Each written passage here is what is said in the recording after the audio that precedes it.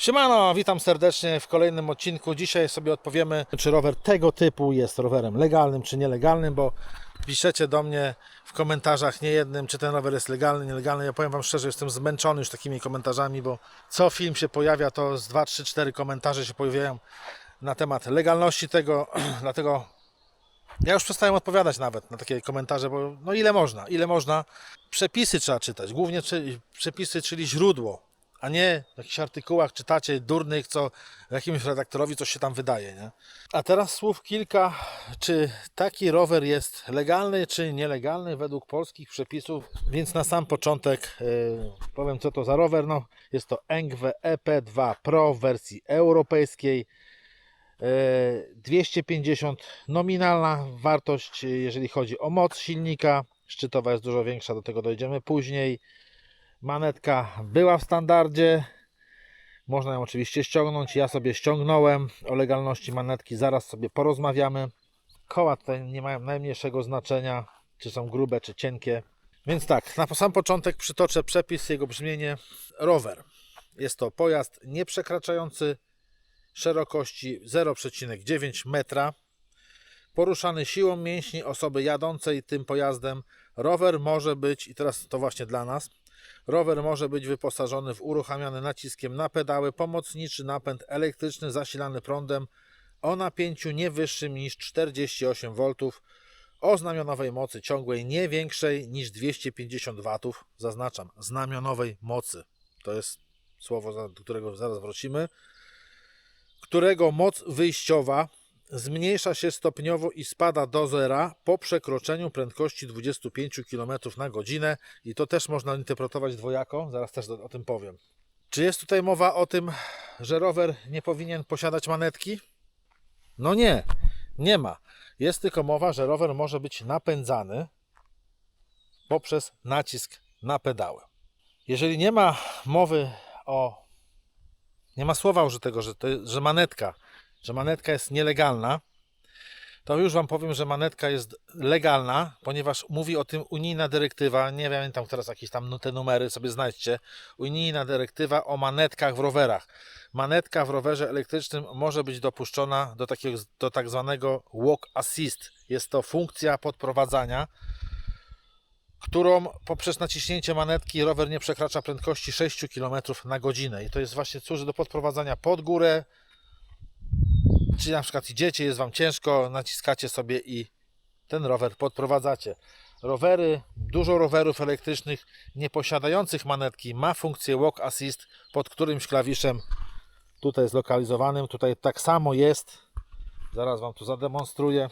Przeważnie jest to pod minusami, czyli macie plus i minus na pilocie. Jak naciśniemy minus dłużej, pojawia się taki symbol tutaj, o widzicie, rowerzysty i proszę bardzo, kółko się kręci. To jest właśnie funkcja walk assist. Ta manetka jest bardzo kontrowersyjna. Jeżeli naprawdę się boicie jeździć i nie chcecie wchodzić w polemikę z policjantem, to ją po prostu sobie ściągnijcie. Ja na przykład też jeżdżę bez manetek, bo ja nie lubię jeździć na manetkach. No tak mam, nieważne dlaczego. Druga sprawa, absurd tego przepisu. Zobaczcie, to można odnieść na przykład do manetki, do przycisku, bo niektórzy sobie montują przycisk gazu. Widziałem przyciski montowane w klamkach hamulcowych. Zamiast hamulca po prostu był gaz i już jak policjant zobaczy, to zobaczy, że nie ma manetki, prawda? Ale nie o to chodzi. Zobaczcie, manetka jest zabroniona, dozwolony jest napęd poprzez nacisk na pedały. Może być wyzwalany napęd, tak? A powiedz mi, czym się różni taki manetka, przycisk, gdzie naciskacie i koło zaczyna Wam się kręcić, od tego, co jest zlokalizowane tutaj. Już Wam pokażę, o co chodzi. Patrzcie. Zobaczcie, ja sobie delikatnie będę kręcił. Widzicie? Ja mogę sobie tak delikatnie kręcić i rower jest napędzany cały czas. To można powiedzieć, jest taki przycisk. Tutaj zastosowany jest czujnik PAS, czyli czujnik wykrywający moment obrotu. I Wy niezależnie jak będziecie kręcić, czy szybko, czy wolno, on działa na zasadzie włącz, wyłącz. Czyli można powiedzieć, mamy taką manetkę zlokalizowaną w korbie, prawda? Bo też możecie sobie nastawić największą moc i kręcić po prostu w powietrzu nogami. Ja to nazywam kręceniem duchów, czyli kręcicie nie napędzając fizycznie rower, a rower jest napędzany silnikiem. No jest taka manetka zlokalizowana w pedałach, można powiedzieć. I tutaj macie absurd cały tego przepisu. A to, że rower wygląda tak, jak wygląda, jak czytałem na początku przepis, rower nie może przekraczać szerokości 0,9 metra. Czy przekracza? No nie, więc pod tym względem jest legalny. A grube opony tylko pomagają w jeździe w takim właśnie tutaj leśnym terenie. Dalej, idźmy jak głosił przepis. W rowerze może być zainstalowany silnik o mocy nominalnej nie większej niż 250 W. Co to jest moc nominalna? Moc nominalna jest to moc określona przez producenta, z jaką mocą ten silnik może pracować ciągle, nie przegrzewając się. A jeszcze mówiąc kolokwialnie, silnik w rowerze nie ma mocy. Silnik ma taką moc, jaką da mu sterownik i od niego zależy, jaką moc wygeneruje właśnie tutaj ten silnik. Bo możecie mieć silnik tak zwany 250, a on da Wam mocy szczytowej nawet i 750, bo to właśnie zależy od sterownika. I teraz wracając do tego przepisu.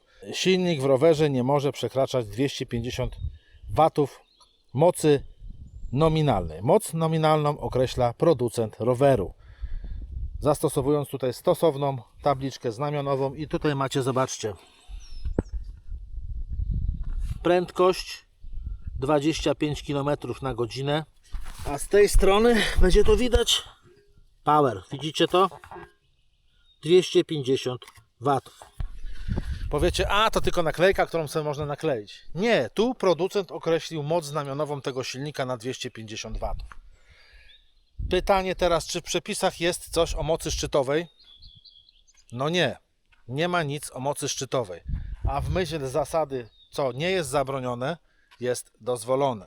Także mając silnik 250W mocy nominalnej, ale w szczytowej, chwilowej, gdzie podjeżdżacie pod górkę, macie większą moc, jest on jak najbardziej legalny. Nie jest to sprzeczne z żadnymi przepisami, a wszyscy, co mówią o takich właśnie bzdurach, że ten rower jest nielegalny, po prostu nadinterpretują przepisy. I to wszyscy, mówię, użytkownicy, redaktorzy różnych czasopism, czy redaktorzy jakichś portali internetowych, wszyscy jak jeden bałwan powtarzają te same frazesy.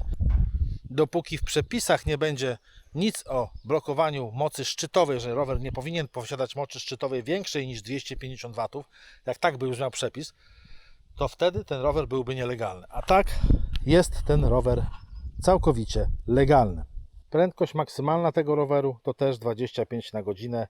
Nie więcej nie pojedziecie. No chyba, że go odblokujecie przez kombinację klawiszy, co jest taka możliwość i wtedy możecie jeździć na drogach niepublicznych.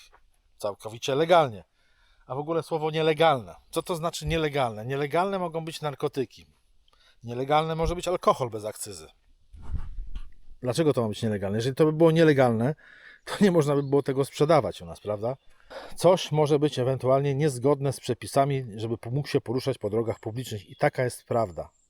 Nie nadużywajmy, nie nadinterpretujmy tych przepisów. Oczywiście znajdą się tutaj ludzie w komentarzach, co będą pisać dalej głupoty, że ten rower jest nielegalny, bo ma grube koło, bo w ogóle wygląda jak skuter i takie inne bzdury.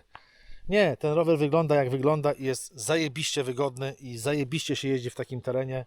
Ale przeważnie piszą takie komentarze ludzie, którzy w ogóle nigdy nie jeździli na rowerach elektrycznych, jeżdżą tylko zwykłymi rowerami i są maniakami zwykłych rowerów i krytykują co nowe. Zawsze tak było w dziejach ludzkości, że to, co nowe się pojawia, to zawsze jest krytykowane, bo stereotypy zostają. Aha, jeszcze tylko wrócę do tej prędkości. Tam jest napisane, że rower musi dojść do prędkości, jak to było, 25 na godzinę. Czekajcie, przytoczę ten przepis jeszcze raz, bo to jest bardzo ciekawe. To można dwojako zrozumieć, nie? I teraz tak, którego moc wyjściowa zmniejsza się stopniowo i spada do zera po przekroczeniu prędkości 25 km na godzinę. I teraz tak, ona spada do zera stopniowo po przekroczeniu tej prędkości 25, czy wcześniej, zbliżając się do tej prędkości 25, prędkość zmniejsza się i osiągając 25 na godzinę mamy 0% wspomagania, można tak powiedzieć. To można zrozumieć dwojako, Ale mówię, to zostawiam dla waszej ciekawostki, także wiecie jak jest. Dobrze, lecę dalej w trasę, bo szkoda mi dnia, piękna pogoda, więc lecę. I nie piszcie w komentarzach, czy ten rower jest legalny i nielegalny, bo ja na takie pytania już od jakiegoś czasu przestałem odpowiadać, bo po prostu naprawdę 69 raz odpowiadać na to samo pytanie nie chce mi się, po prostu mi się nie chce. I teraz na sam koniec jeszcze powiem, kto ma jaja, to będzie jeździł takim rowerem, nie będzie się cykał.